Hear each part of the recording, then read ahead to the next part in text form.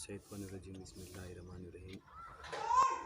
मेरे अजीज़ान बिस्मिल्लाहिर्रहमानिर्रहीम। मेरे अजीज़ान मिल्लत, मैं आप सबके सामने आरएसएस के एक स्कॉलर का एक छोटा सा वीडियो आपके सामने पेश करना चाहता हूँ। उसने इस वीडियो में साफ शब्दों में कहा कि आप रब की ज़ात पर यकीन कीजिए, आपका ईमान मजबूत होना चाहिए, आपका ईमान मुसल्लत होना चाहिए। आपका ईमान मजबूत नहीं है, मुसल्लत नहीं है, इस वजह से अल्लाह ने आप पर जालिम बादशाह मुसल्लत कर दिए। तो आप रब की ज़ात पर यकीन कीजिए, और जब तक आप लोगों ने अल्लाह की ज़ात पर यकीन किया, पूरी दुनिया में इस्लामी हुकूमत थी। आज आप लोगों ने अल्लाह पर भरोसा करना बंद कर दिया, तो आज आपके ऊपर मुसीबतें तारी हो रही है, मुसीबतें नाजिल हो रहे थे। इसका कारण आप खुद सोचो कि हमारे साथ ऐसा क्यों हो रहा है। इसके लिए आप यहूदियों को, नसरानियों को, गैर मुस्लिमों को, मुशरिकों को आप जिम्मेदार ठहराते हो। नहीं, इसके जिम्मेदार आप खुद हो। आप देखिए इस वीडियो को बाकायदा गौर से सुनिए। इंशाअल्लाह यदि इस वीडियो पे आपने यदि गौर कर लिया, एक गैर मुसलमान जो आरएसएस का स्कॉलर है, जिसने बहुत ही अच्छी खूबसूरत बात बताई है, ये बात हमें कहनी चाहिए लोगों को, लेकिन ये बात खुद गैर मुस्लिम हमें बता रहे हैं कि आप सुधर जाओ, अल्लाह की ज़ात पर यकीन करो, इस्लाम पर ईमान ले रहा और लेकर आ जाओ, इस्लाम के साथ धोखा मत करो। अल्लाह ने हम पर 5 अरकान जो फ़र्ज किए हैं उसका सख्ती से पालन करो, नमाज सख्ती से पढ़ो और उसका बराबर पालन करो। 70 साल से ये मक्कार मुसलमान इस देश का काफिर के पैसे से हज कर रहा था। हज के बारे में ये रिजवी साहब बैठे हैं, ये 24 कैरेट के मुसलमान हैं, इसीलिए मेरे साथ हैं।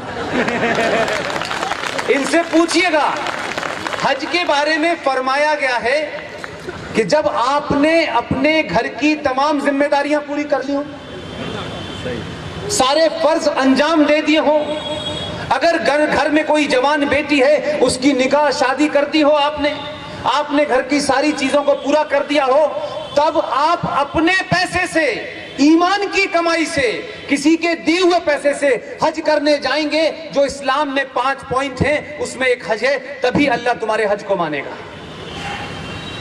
हिंदुस्तान के मुसलमान कहते हैं हमारी 70 साल में बहुत बुरी हालत हो गई, इसलिए नहीं हुई कि हिंदू राजा था यहाँ पर, इसलिए हुई कि तुम ईमानदार नहीं हो, इस्लाम के साथ धोखा कर रहे हो, तुम्हारा ईमान मुसल्लत नहीं है, इसलिए तुमने काफिर के पैसे से हज सब्सिडी लेके हज तो किया।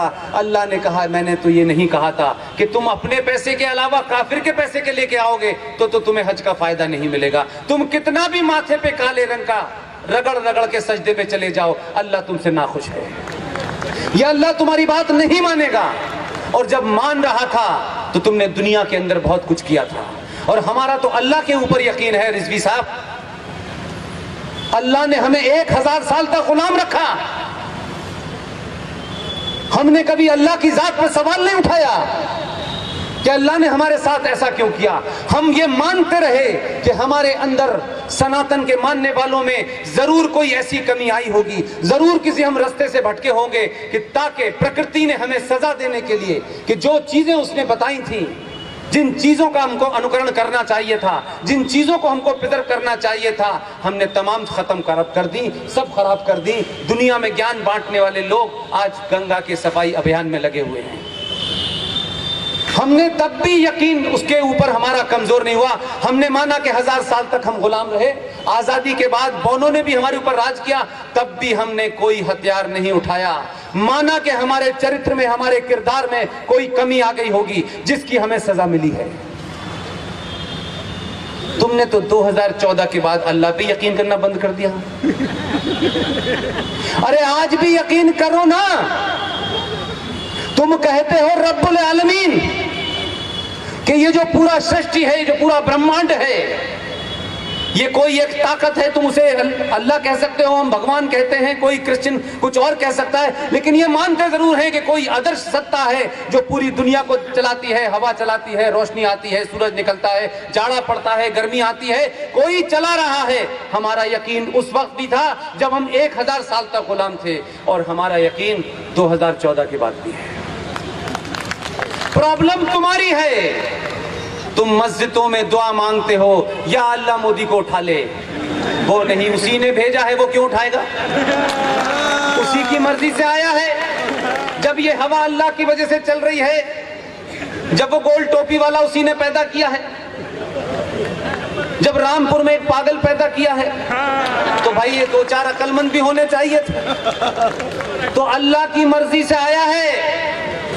अगर नहीं सुने, शुरू में कहा सुन लो, नहीं माने तो उसने कहा उत्तर प्रदेश में बड़ा संकट है, यहां योगी को भेजो, दोबारा यहां भेज दिया।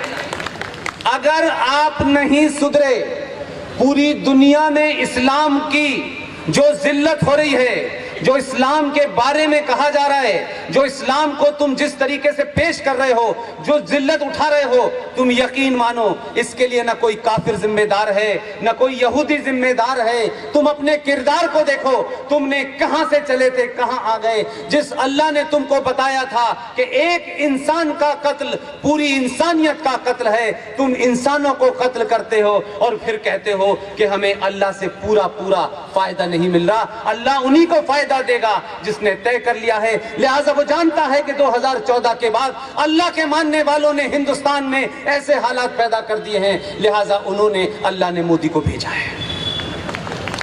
यकीन मानिएगा, अगर वो एक है तो सदा सबके लिए बराबर है। ये तो ऊपर वाले का शुक्र करो कि जितनी ताकत से भेजा है उतनी ताकत का उसने अभी इस्तेमाल नहीं किया है,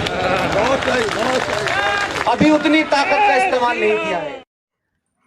तो सामईन, आपने वीडियो देखा, सुना गौर से। एक गैर मुस्लिम का रब की जात पर इतना गहरा यकीन वाकई हमें सोचने पे मजबूर कर देता है। इसीलिए हजरात, मैं आपसे अर्ज़ कर रहा था कि आप इस्लाम की तरफ लौट आओ, अल्लाह की तरफ लौट आओ, अल्लाह की किताब कुरान मजीद पर यकीन करो, उसको तिलावत करो, नमाज पाबंदी से पढ़ो। अल्लाह आपको पहले की तरह 1000 साल जिस तरह पूरी दुनिया में इस्लामी हुकूमत रखी थी अल्लाह पाक ने, क्योंकि उन लोगों का ईमान बहुत मजबूत था, तो आप लोग भी वापस ईमान पर लौट आओ, इस्लाम की तरफ लौट आओ, नमाज़ें मुकम्मल तौर पे पढ़ो। अल्लाह आपको वापस गालिब फरमा देगा, आपकी जितनी भी परेशानियां मुसीबतें दूर फरमा देगा। लेकिन आपको ये सोचो, ये यकीन करो कि हमसे अल्लाह नाराज़ क्यों है। वैसे कारण यही है, तो आप खुदा की जात पर यकीन करो।